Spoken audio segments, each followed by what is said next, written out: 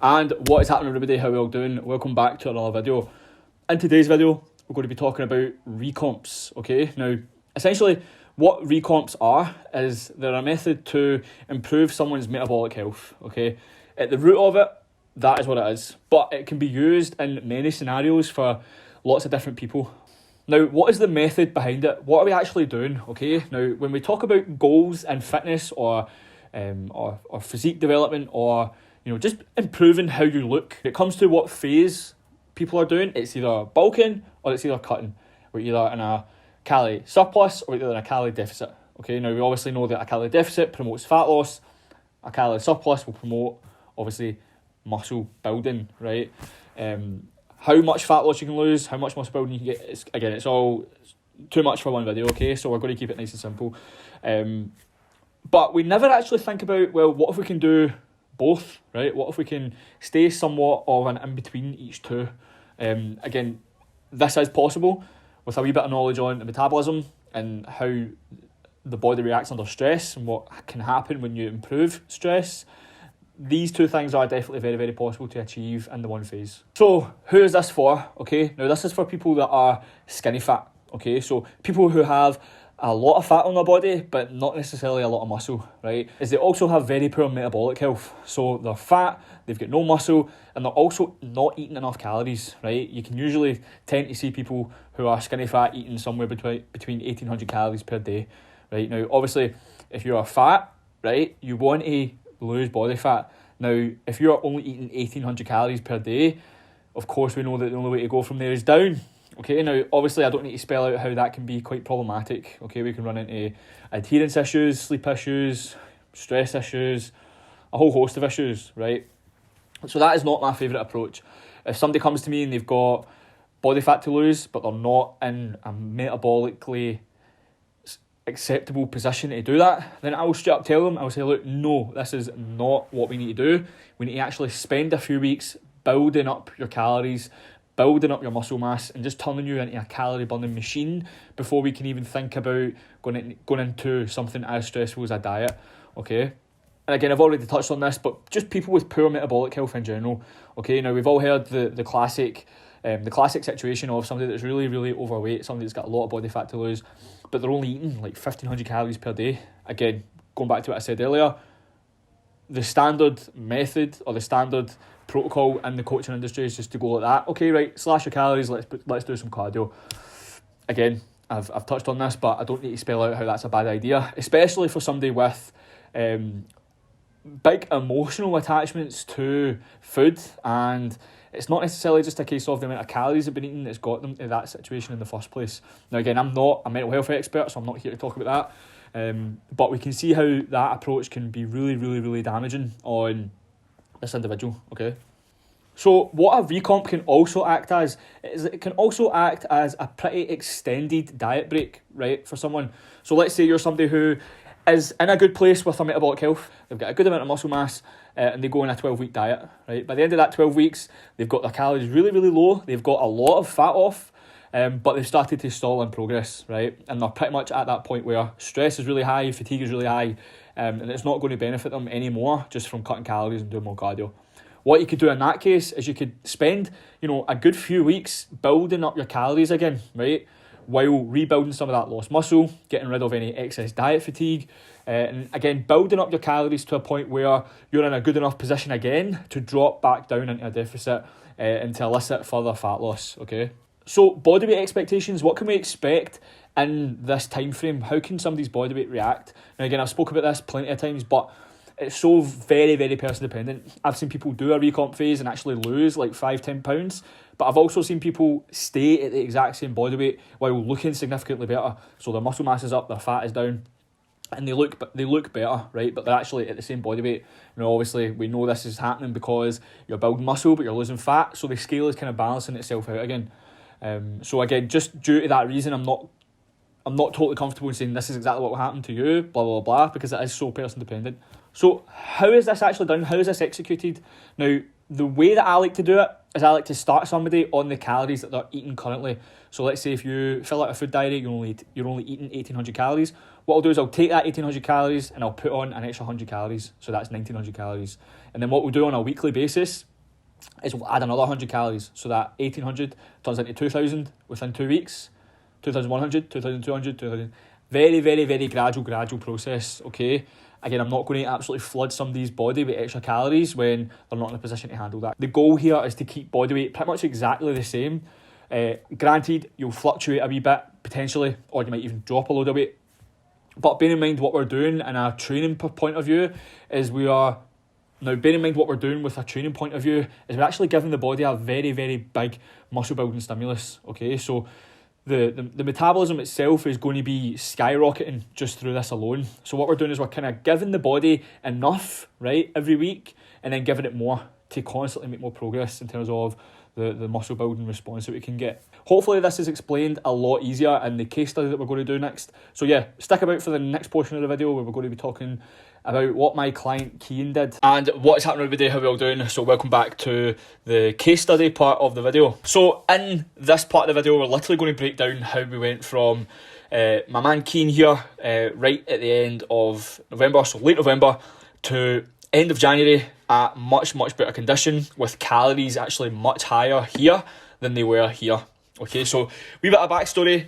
This was at the end of a fat loss phase. We had been dieting for a wee while, our calories got pretty low, fatigue started to set in, progress wasn't happening as much on a weekly basis as we want it to, and all around we're just due a break. Okay, so as you can see, we've still got a bit of body fat to go, right, before we're really happy.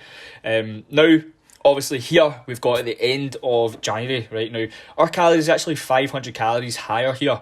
Okay, so as you can see, we've lost a lot of that diet fatigue. The physique just looks better, and we just look a lot less puffy, a lot less bloated, and we actually have improved significantly on body composition. You can see here by the midsection, you've got more of the abdominals poking out here as well.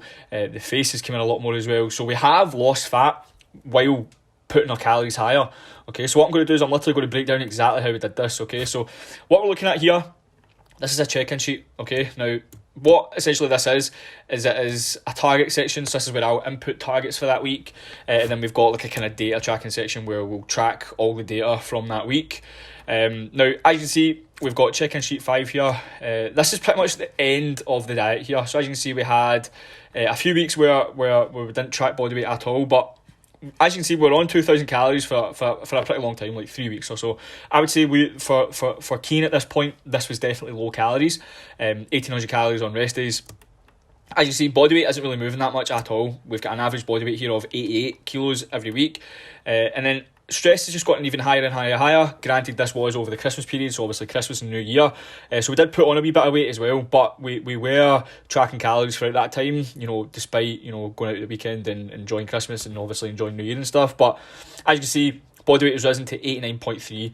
Now before that, we're still stalling pretty hard with weight loss. So the best port of call at this point was to take a prolonged diet break, get our metabolic health in check, and just put us back in a position where we can elicit further progress.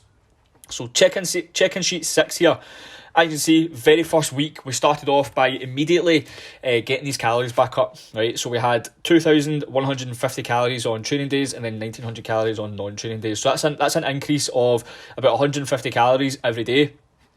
As you can see, body weight has actually stayed the same, right? We went from, where were we? So we went from 89.9 to 89.7 on average. So again, we're monitoring averages here. The reason that we don't take just daily weigh-ins is because, or we do take daily weigh-ins, but we're not too focused on the daily fluctuations, and that is because the body can fluctuate a lot day to day, okay? So on average, we're sitting at 89.7. Again, week 2 of this new check-in sheet here, we've got 2,200 calories, 2,100 calories. Again, we've bumped calories pretty heavily on rest days here by another 200, and another 100 calories on training days. Again, as you can see, we've actually lost 0.7 again. So we've lost 0.7 kilos, 89 on average. Again, Week 3, 2,300 calories, 2,200 calories, 89.1. So we're staying at around that 89 range, which is pretty much exactly what we wanted. Again, I've been coaching Keane for a long time. I know his body pretty well at this point, so I knew that he was going to maintain his weight. Again, week 4, we bumped them up pretty significantly this time, right? We went from 2,300 to 2,500.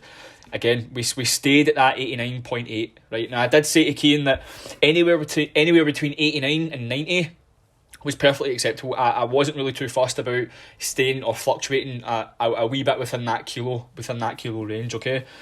As you can see, week 5, we stayed on 2,500 just because, again, I was a wee bit concerned about that rapid weight increase. But again, as you can see, judging on the weekly averages again, we've got 89 bang on. So our weight is fluctuating quite a lot as we are increasing these calories. Now, you can definitely expect that to happen quite a lot.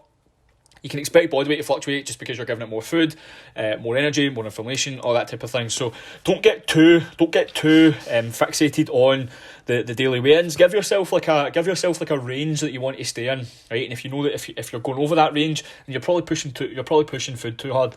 Whereas if you're staying in that range or you're staying to maintenance, that's absolutely perfect. This was where we decided to call it quits with the diet, I'm assuming, just because. In fact, yeah, that's definitely right. It was a few weeks ago, so my memory is not quite there. But as you see, we did stay at 2,000 calories or 2,500 calories for a wee bit, just to solidify that body weight and just to hold that body weight and hold those calories. Now this is the end of the diet this week here, right? So week 4 was the end of the diet with an average of 89.8, right? Now what we did next week, or the week after that, was we didn't actually do anything, so I was wrong. This was the end of the diet, week 5 here at 89, bang on, right, 89 kilos. As you can see, the first thing that we did was just drop rest day calories. So again, we didn't really need the rest day calories. I wanted to keep his food as high as I could on training days, just to give him that wee bit of give him that effect that he's eating more on training days and days where he doesn't really require much energy. There's no point overfeeding on those days. So a nice 300 calorie drop over rest days. Again, he's got 3 rest days a week, so that is about 900 calories a week loss, right? As you can see, we pretty much stayed at the exact same body weight. What we did from there was we just reduced calories again by another 100 on rest days, so 2,400 down to 2,000. 2,400 on rest days, 2,000 on non-training days. As you can see, his body weight has seen a dramatic drop in that time, so 88.3, right? So bear in mind, I should probably clarify. Bear in mind, this is the end of the diet. So if I click the photos again, this is at this point here, right? So this point here was at the end of his diet, okay? So we went from this to this while increasing his calories by 500, right, daily, okay?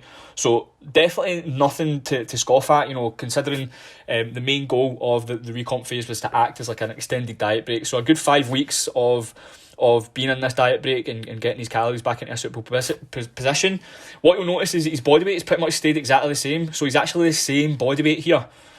But as you can see, he's dramatically improved in both his muscle mass and his fat. His what am I trying to say? His fat amount.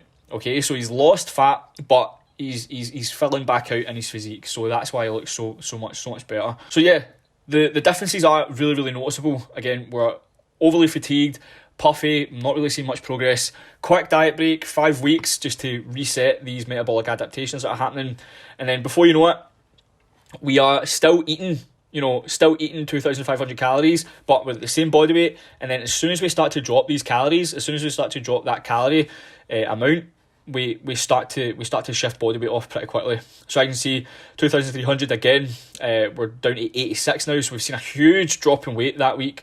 88.3 down to 86.4. Again, this is the common trend that happens here. We drop calories by a wee bit, and his body just reacts very, very nicely. So as you can see, calories 2,300 down to 86.1, 2,200 85.3, 2,200 85.85 on the dot. I want to get to where his calories were at 2,000, just to show the differences in body weight, right? So here, this week 5 of the fat loss phase was where his calories got to 2,000, right? Now, if you remember correctly, when we go back to the end of his last diet, we were at 2,000 calories, right? But we're at like 89 kilos or so. We're actually 5 kilos lighter now, 84 on the exact same amount of calories, okay? So going back to week 5, check-in sheet 5, we had 2,000 calories here, 89. So bear in mind, there's a good 8 weeks in between these phases of, first that recomp phase, and then this is a few weeks now into the fat loss phase. But we are a significant amount of weight lighter than we were the last time we were eating these amount of calories, right? So hopefully that pretty much articulates how well a strategy like this can work when you're seeing these stalls and fat loss. If we were to just take the classic approach of just slashing these calories until he loses weight, again, it probably would have worked. We probably would have got to this weight, but we're still eating the same amount of food, and we're in a much better position to do that, right? This diet, we did take a slightly different approach. We really did want to pretty much get as much off as we could, and we finished up the diet in relatively short amount of time. We were only dieting for like 8 weeks or so. And if we go to the goal setting sheet, this is just a little sheet that I like to keep with my clients. So again, as you can see, over that January period, we recomped. So this is when we're building calories up. We finished that recomp late February at 89 kilos, early February at 89 kilos. Then we went into the fat loss phase, got all the way to 85. And I think the lowest weight we had was 84, right? Now, I just very, very quickly want to show you how he's looking just now. So obviously, we got to 84. That was his lowest weigh-in. So a good 10 pounds. So a good 10 pounds, so that's 5 kilos. A good 10 pounds of fat loss in that fat loss phase. But our calories only got to, where were we? Our calories only got to as low as 2,000 on training days and then 1,700 on rest days. So again, we're 5 kilos lighter, but we're eating the same amount of calories in enough, okay? So I'm very quickly just going to grab a photo, and we're back. So this is one of his most recent photos. This is still him at 84 kilos. We are now in a reverse diet. Gyms have just opened back up, so we're in a perfect position to continue pushing up food and regaining some of that muscle mass. But as you can see, the differences here are night and day. So let me just pick up these photos here. So from here and here, we're still eating the same amount of calories, right? So from here, I'm just going to move my face a wee bit. So here, we are 89 kilos, right? We're eating 2,000 calories a day. Fatigue's really high. Here we're 84 kilos and we're eating 2,000 calories a day. So the differences are night and day. As you can see, we've lost a lot of fat mass and we look a lot better, right? The faces came right in, abdominals have came right in. There's no more kind of love handles here. It doesn't look as if there's as much to grab, okay? So that is that, guys. I just very, very quickly wanted to show you the differences that a good diet break or a good recomp phase can have on somebody's physique and your ability to push past plateaus and fat loss. So I know it's been a bit of a long video, but I hope you've appreciated all the finer details of stuff, just because I like to go over this stuff as well.